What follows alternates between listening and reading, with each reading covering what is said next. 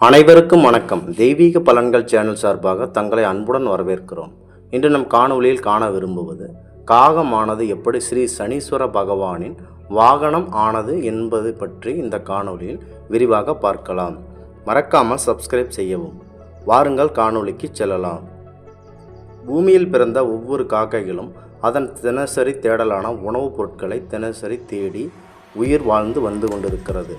ஆனால் தென்காசியில் புனித தலத்தில் பிறந்த ஒரு காக்கையானது பொறுமைக்கு மிகவும் பெயர் பெற்றதாகும். ஸ்ரீ சனீஸ்வரன் அவர்களின் வாகனமாக தம் மாற வேண்டும் என்ற எண்ணத்தில் நினைத்து கொண்டு இருந்தது. எப்பொழுதும் சனீஸ்வர பகவானின் வாகனமாக மாறுவோம் என்று தினசரி சொல்லிக்கொண்டே இருந்தது. ஒவ்வொரு நாளும் இந்த காக்கையானது அருகில் உள்ள ஆலயத்திற்கு செல்லும்போது அங்கு இருக்கும் மூலவரான சிவபெருமான் அவர்களிடம் நான் சனீஸ்வர பகவானின் வாகனமாக வேண்டும் என்று அதற்கான வேண்டுதலை நீங்கள் வணங்க வேண்டும் மற்றும் வரத்தையும் நீங்கள் வணங்க வேண்டும் என்று கூறி வந்தது. மேலும் அந்த வழியில் சென்று கொண்டிருந்த ரிஷிகளும் முனிகளும் அனைவர்களையும் நேரடியாக சந்தித்து தன்னுடைய நீண்ட நாள் ஆசை ஒன்று நிறைவேறவில்லை, அது என்ன என்பதை பற்றி உங்களிடம் கூறுகிறேன், எனக்கு அந்த வாய்ப்பினை ஏற்படுத்தி தாருங்கள் என்று அந்த காக்கையானது கூறிக்கொண்டு தன் வருத்தத்தை தெரிவித்தது.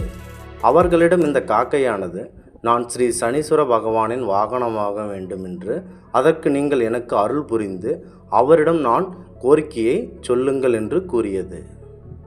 அவர்களும் நீ கூறியது போல உன்னுடைய மனதில் உள்ளபடியே நீ சனீஸ்வர பகவானின் வாகனமாக மாறுவாய் என்று அவர்கள் அனைவரும் வாழ்த்தி நெஞ்சார்ந்த அன்பினை தெரிவித்து அந்த காக்கையை அனுப்பி வைத்தனர்.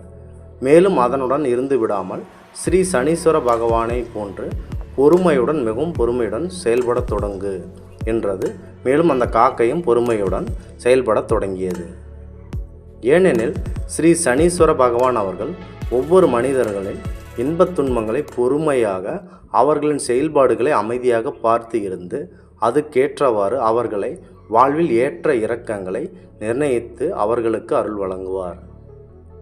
அந்த குணங்களை காக்கையானது மிகவும் நுட்பமாக பின்தொடர்ந்து வந்தது.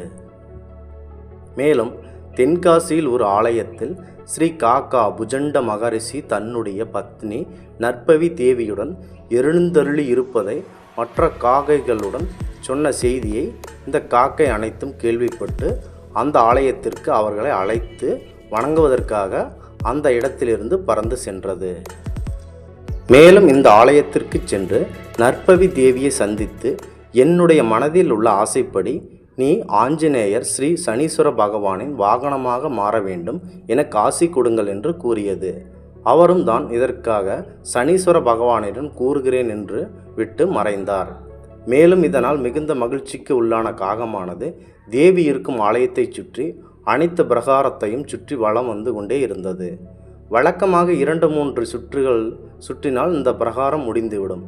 ஆனால் அந்த பிரகாரமானது அன்றைக்கு பல மணி நேரம் சுற்றி நடந்த பிரகாரம் தீரும் நிலையில் இல்லை, தொடர்ந்து கொண்டே இருந்தது. மிகுந்த சோர்வுற்ற காகமானது அங்கிருந்து உணவு அருந்தாமல் இதற்கு மயக்கம் மாதிரி ஆகிவிட்டது. அதனால் மிகுந்த களைப்புடன் படுத்திருந்த போது ஆலயத்தில் உள்ள இறைவிக்கு பூஜை செய்யும் அந்த மணியின் சப்தம் கேட்டு வேகமாக எழுந்து அந்த வழியுடன் இறைவை மனதார பிரார்த்தித்தது. திடீரென்று ஒரு சத்தம் அந்த காகத்திற்கு கேட்டது. பிறந்த நீரோடையில் ஒரு அணிலானது மாட்டி தத்தளித்து உயிர் போகும் நிலையில் தள்ளாடி கொண்டிருந்தது. பொதுவாக அனைத்து காக்கைகளும் ஒரு அணிலை கண்டால் வேகமாக தின்றுவிடும். ஆனால் இந்த காக்கையானது அப்போது செய்யக்கூடாது என்று, ஏனெனில் நாம் சனீஸ்வர பகவானின் வாகனமாக மாற வேண்டும் என்று அந்த பக்தியுடன் செயல்பட்டு வருகிறோம். நமக்கு இந்த ஆசைக்கு இங்கே நாம் இடம் கொடுக்கக்கூடாது என்று ஒரு முடிவு எடுத்தது.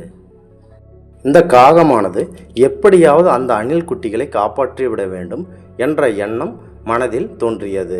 தன் உயிரை பணயம் வைத்து நீரில் மூழ்கி உயிருக்கு போராடி கொண்டிருந்த அந்த அணில் குட்டியை வெளியில் தன் அழகால் வெளியில் தூக்கி காப்பாற்றியது.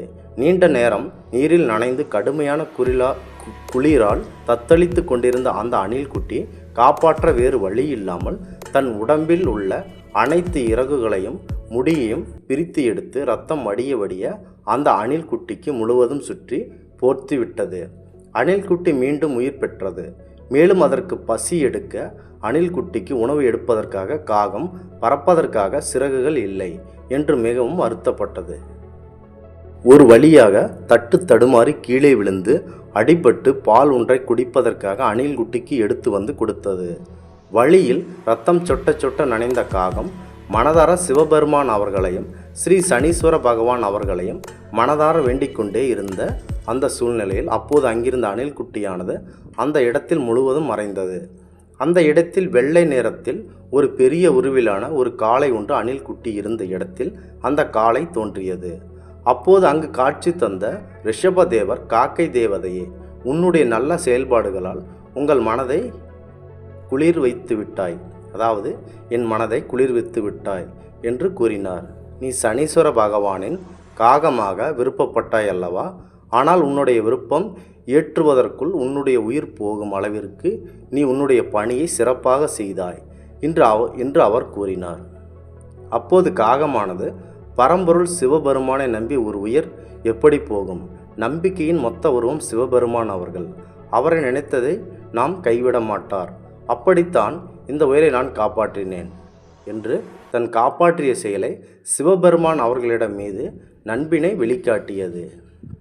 இவை அனைத்தையும் கைலாயத்திலிருந்து அமைதியாக பார்த்து கொண்டிருந்த சிவபெருமான் அவர்கள் காகத்தினை நேரில் அழைத்து தன்னுடைய திருக்கரங்களால் உன்னுடைய தலையை வருடி அங்கே ஸ்ரீ சனீஸ்வர பகவான் அவர்களை உடனே அழைத்து, நீ எப்படி பொறுமையாக செயல்பட்டு மக்களுக்கு செயல்பாடுகளின் அடிப்படையில் நன்மை தீமை வழங்குகிறாயோ, அதுபோல இந்த காகமும் அதனுடைய செயல்பாடுகளால் வாகனமாக இன்று முதல் மாறப்போகிறது. உன்னிடமே இந்த காகமானது எப்போதும் இருக்கட்டும் என்று வரம் கொடுக்கிறார்.